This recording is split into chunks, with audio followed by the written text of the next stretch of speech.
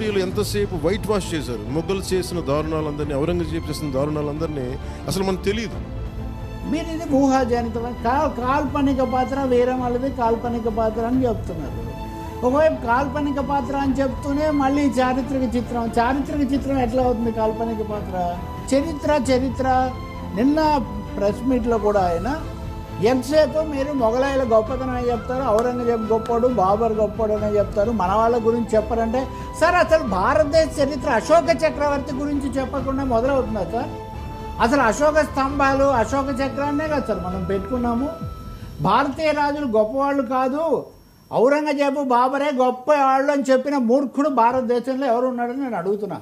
పవన్ కళ్యాణ్ ప్రతి సభలో చెప్తున్నారు కదా, ఔరంగజేబే మహానుభావుడు అని చెప్పినటువంటి మేధావి కానీ, ఆలోచనాపరుడు కానీ, రాజకీయ నాయకుడు కానీ ఒక్కరన్నా ఉన్నారా? ఎందుకు లేకుండా రెచ్చగొట్టడం పదే?